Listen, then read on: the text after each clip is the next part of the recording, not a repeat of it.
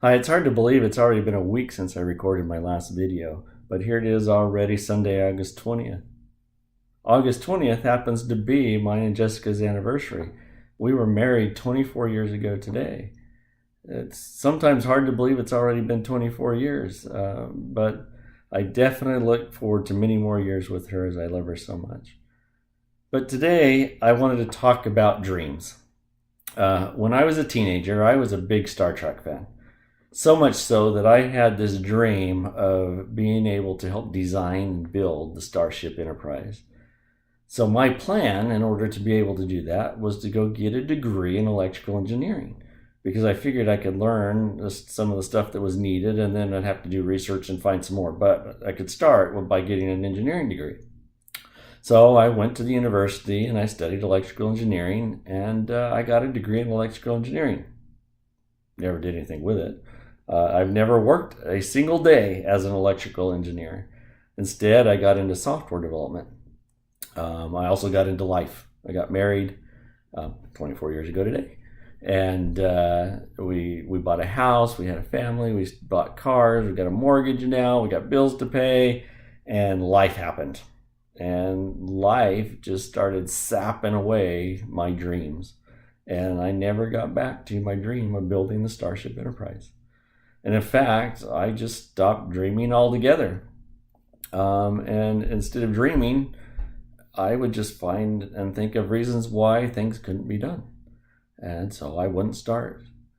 But even through that, I still associated with dreamers. And there was one particular individual that I've associated with over the last few years who's been an inspiration to me as I've seen him dream and go after those dreams. And as I would see that, quite often I would hear him talk about these dreams, and all I could think of is, well, that won't work, and here's why it won't, this, and that, and that's not going to work.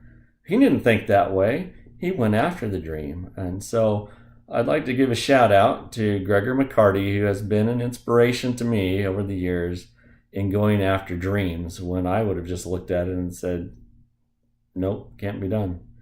I'll give you one example. He started up a community choir called Resonance Vocal Ensemble. When he did so, he invited me to come join him. And at that time, I wasn't able to. But I thought it was such a good idea because I love to sing that I should start up a choir in the West Valley, which would make it much easier for me to participate. Never went anywhere because all I could do was come up with reasons of why it wouldn't work. But he went out and he did it. He formed his choir, and the choir's been going strong now for many years. And I did eventually go join him with his choir, and Jessica's joined as well. And it's a wonderful choir. If you have not had the opportunity to go to one of our concerts, I highly recommend you do so. It's beautiful music, a lot of talent in that choir. Excluding me, I just come and love to sing. But there's a lot of talents in the choir, and the music is beautiful. So if you haven't been to a concert, I highly recommend you do. And if you want to know our schedule when we're singing next or get some tickets, just let me know, and I will make sure you know when we're singing. But as I mentioned, he's been an inspiration to me because I've seen him in multiple instances mention things that he would like to do, and he goes after it, and he does it. When I would have just found reasons why it wouldn't work and just not even started. Well, recently, within this last year, I've been introduced to a program that has helped me begin to dream again. I've gotten around other dreamers, and their dreams and their positivity, if you want to call it that, it has started rubbing off on me, and I'm starting to dream again. And I'm starting to see the possibilities and that things can be accomplished. I've started reading books like The Magic of Thinking Big, which helps me realize that if you can think and think positively and get a picture in your mind of what it is you want to accomplish, then you can accomplish it. And it's been a big change for me to going from, man, I wouldn't want to start anything because there's all these reasons why it wouldn't work, to thinking of the possibilities and why it could work, and being able to dream again. And it's been a huge change, and it's a whole lot more fun to be a dreamer than to be the guy who just always figures it can't be done and doesn't do anything about it. It'd be very difficult to talk about dreamers without talking about Walt Disney, who has to be probably the ultimate dreamer of all time. Uh, Walt did realize his dreams, but they were not easy. And all to his credit, he stuck to those dreams through many, many hard times and many failures. And when he was getting started out and had a dream of being an illustrator, even his dad told him not to do it. Said, just give up on that and go get a job.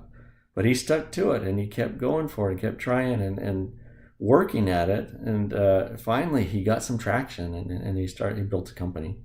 And it was working for him and it was getting successful. And then it failed.